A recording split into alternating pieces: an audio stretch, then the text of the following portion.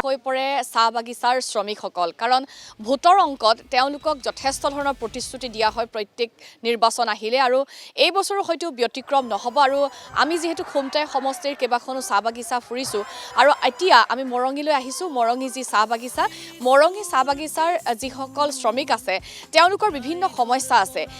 এই অঞ্চলটো পূৰ্বে আছিল সৰুপথাৰ সমষ্টিৰ অন্তৰ্গত আৰু ডিলিমিটেশ্যনৰ পাছতে বা সমষ্টি পুনৰ নিৰ্ধাৰণৰ পাছতে এই অঞ্চলটো অন্তৰ্ভুক্ত হৈছে খুমটাই সমষ্টিত। গতিকে তেওঁলোকৰ কেনেধৰণৰ সমস্যা আছে সেয়া মাটিৰ পট্টাৰ পৰা আৰম্ভ কৰি এটিকলি দুটিপাত ইত্যাদি বিভিন্ন যেনেধৰণৰ তেওঁলোকে সা সুবিধা লাভ কৰিব লাগে এই 5 বছৰ তেওঁলোকে সেইখিনি লাভ কৰিলেনে সেই কথাখিনি পাতিবলৈ যিহেতু মোৰ সৈতে সকলো আছে ইয়াতে তেওঁলোক ওলাই আহিছে কথাখিনি ক'বলৈ যে আপোনালোকৰ সমস্যাটো কি আছে মৰঙী চাহ বাগিচাৰ লোকৰ।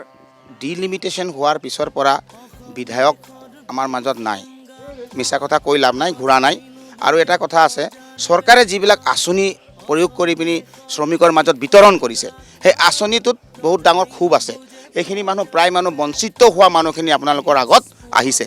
আমি ভাবিছোঁ সমগ্ৰ অসমৰ চাহ শ্ৰমিকক একে মাহীয়া দৃষ্টিৰে নাচাই পিনি একে মাহ হিচাপে চাব লাগিছিলে, কিন্তু আধা মানুহ আঁচনি পাইছে, আধা মানুহ পোৱা নাই, তেওঁলোকে বঞ্চিত হৈ আছে। তো সকলোৱে ভোটাৰ হয়, এই গোটেইখিনি ভোটাৰ আছে আৰু ভোটাৰে দীৰ্ঘদিনৰ পৰা যি দলক হওক তেওঁলোকে দি আছে, কংগ্ৰেছকো দিছে, এজিপিকো দিছে, বিজেপিকো দিছে। কিন্তু এতিয়া কি হৈছে, আঁচনিৰ পৰা বঞ্চিত হোৱাৰ কাৰণে তেওঁলোকে ক্ষোভ প্ৰকাশ কৰিছে যে আমি কি কাম নকৰোঁ নেকি, আমি কি বাগিচাত জীয়াই নাথাকোঁ নেকি, আমি বাগিচাত পাৰ্মানেণ্ট ৱৰ্কাৰ নহয় নেকি, তেওঁলোকে আপত্তি কৰিছে।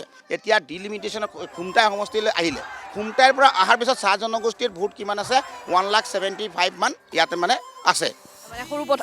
এতিয়া আপোনাৰ খুমটাই সমষ্টি তাৰপিছতে 1,05,000 গোটা গুটি আমাৰ চাহ জনগোষ্ঠী আদিবাসী লোকসকলৰ ভোট আছে। তো তাৰ সত্ত্বেও আমি কিন্তু এটা চবতছে ডাঙৰ সমস্যা আমি কিন্তু আবেদন কৰিছোঁ, আমি সংবাদ মাধ্যমতো প্ৰচাৰ কৰিছোঁ যে আমাৰ আদিবাসী কেণ্ডিডেট এটা এইবাৰ দিয়ক।